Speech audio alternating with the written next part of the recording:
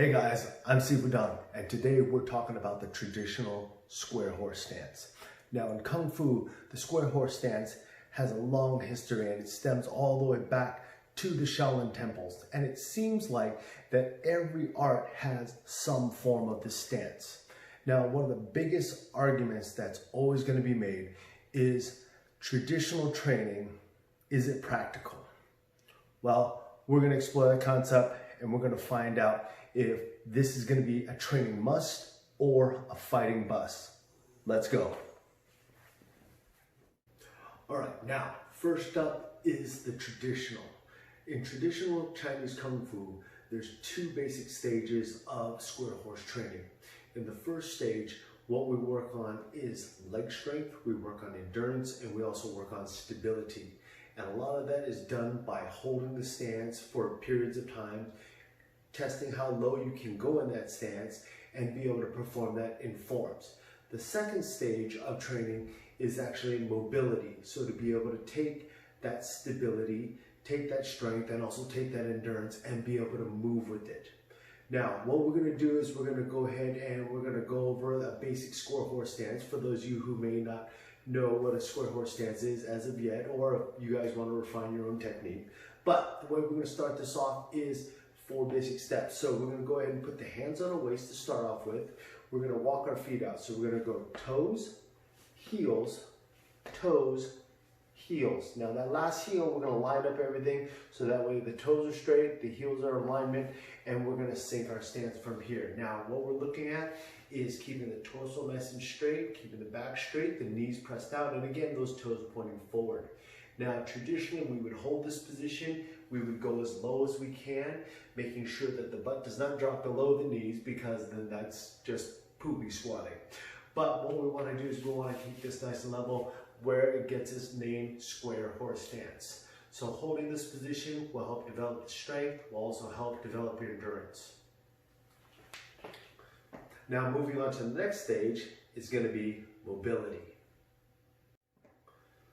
Okay, in stage 2, we're talking about mobility. Now, mobility, like we said, we want to be able to keep that endurance, we want to be able to keep the strength and also stability that we did in stage 1, and we want to be able to move with it. We want to be able to apply that. So, what we're going to do is we're going to go and start this off in our square horse position. Now, from this position, what we're also looking at is waist development. So, we want to have a good flexible waist. So when we turn the waist from here, what we're going to do is we're going to step and we're going to pull our stance. So we're going to step with the heel. Now, a good way is to rock back on the heel, and then we're going to take a second step. Now that second step is going to step with the heel and pull yourself in. What we're looking at doing is keeping the structure of our stance. Now, in the beginning, we can start this a little bit higher, right?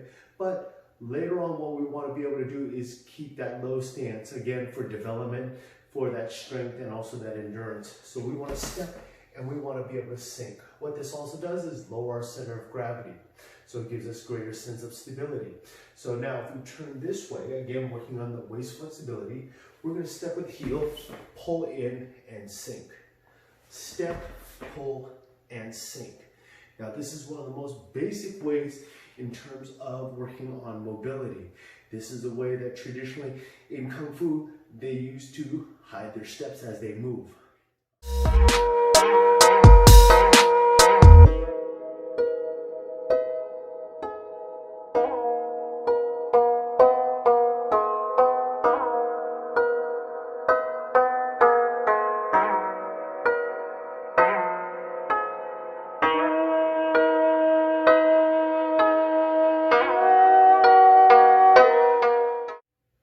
Okay, now that we went over the first 2 stages of training, the next thing we want to be able to do is we want to apply a strike to the stance. So what we're going to do is we're going to take our basic straight punch from here, in Chole Fa, we call it a top Chole. So from this position, we're going to go ahead and take our square horse. Now, we're going to go and start in a chambered position here, or Wu position. We're going to turn and rotate the waist over. Now, when we do this, we're going to use that step and pull with the heel, and we're going to turn, and as we unwind and we set that stance, our punch is going to come out. So again, what we want to do is we want to utilize this waist in the punching position here. So as we turn, we're going to step and we're going to punch. Now as we do this, we want to again keep that structure of our stance, and we want to lower that stance to lower our center of gravity, but also be able to again extend that energy outward. So what we're going to do, we do it on the other side. We're going to turn, we're going to step, and we're going to punch. Again, we'll set, turn, step, and punch. Set, turn, step, and punch. So this is a basic way of utilizing both the stance and now the strike.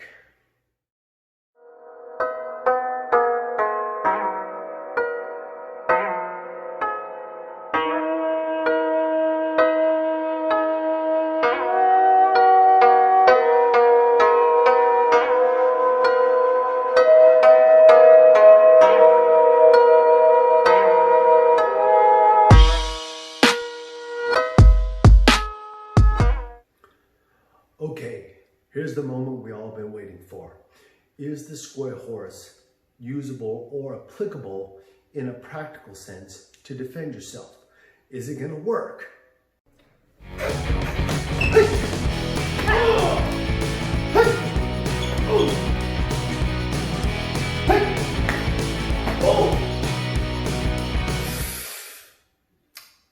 Obviously, it's not going to work in the traditional sense as we practice it just like we do for forms, just like we do for training. So the key is understanding the concept, understanding how it's used, what it's used for, and making it work for you. So this is how we're going to do it. All right, now, one of the concepts that we practice in traditional Kung Fu is whatever is big can also become small. Now that goes for our hand strikes, but it also goes for our stancing as well. So when we practice large, we practice our stancing low. And that's mainly for, like we said before, strength development, but then we also raise it up to be able to get that mobility. Now we also shorten it in to get it and make it more practical. So what we did before is we had our nice wide square horse in this position here. But what we're now going to do is we want to be able to shorten that position up. You want to have it so that way it is practical, it is movable. So as we move from this position, we can still have the step and pull motion from here. We still retain the concept of utilizing the waist as we move. So now as we punch, same thing here. Now, as we do this, we can even shorten it up even more here. Okay? You can do it at different angles.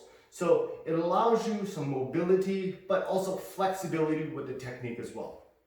Now another way that we're going to make your square horse a little bit more practical is by practicing, instead of a traditional forward square position facing forward, we're going to take it from a one-legged back position or a guard or ready stance.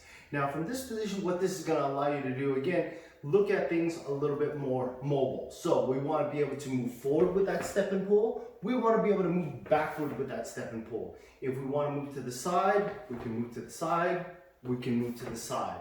This now gives us some variance in technique. Now in addition to that, we can move through a front square position and then step back forward like we did in some of our traditional training. All we're doing is making it shorter, we're making it quicker. So when we do deliver our strike, it's 1, 2, pop, or it's 1, 2, pop. Okay? So you still have that same type of stepping, but what we're doing is we're shortening it up, we're condensing it, and we're making it work for our techniques. Okay, let's hold on for a second. So now let's take a look and examine what's going on. Like we said before, we can't utilize that traditional square horse as we did in our forms. So what we're going to do is we're going to modify it, and what we want to do is condense it down a little bit. So still utilizing the square horse, what we're now going to do is we're actually going to use 2 square horses. 1 to get off that center line of attack, and 2 to step in, close the distance, and counter attack. So as that punch is here, we're going to utilize 1 square horse from here, again being a modified and shorter one, and now the next one, which is going to allow us to use that step and pull and cut the distance and be able to block and counter strike, or block and counter strike. There's so many different ways for us to be able to attack. But the most important part is that footwork and being able to get around, make it work, make it happen. and get out of the attack. All right, let's hold on. Now, just like before, what we want to be able to do is utilize a modified version of that square horse. Now, the most important thing is get off that center line of attack. Now, timing is everything. Of course, if you move too fast, he's going to track you. He's going to nail you where you stand. If you move too slow, well, you just got socked in the face. So what we want to do is we want to make sure, again, because this hook is now coming around the side, one of the things that we always like to say is if they're attacking with round, we like to counter with straight. If they're attacking with straight, we like to counter with round. So in this case, since he's striking with round, we're going to use the same type of motion of that square horse. We're going to use that step and pull again, cut the distance, and be able to counterattack. So that step and pull is going to allow us to step in, not utilizing that really wide base square horse, but because we have that traditional training, we want to be able to utilize that same technique, allowing us to block, strike, again, block, strike. So there's a lot of different hand techniques we can follow up with. But the most important part, again, is making sure that that stance is correct, because if you're not standing, your ass is on the ground. So in conclusion, it looks like we have a training must. There are many advantages to training a traditional square horse stance and exploring the many intricacies to it. Like anything, it just takes time and effort. Like the old saying goes, you can't be upset with the results you didn't get by the work you didn't put in. Like always, thank you for watching. Make sure if you haven't already, hit that like button, subscribe, ring the bell, and I'll see you on the next one.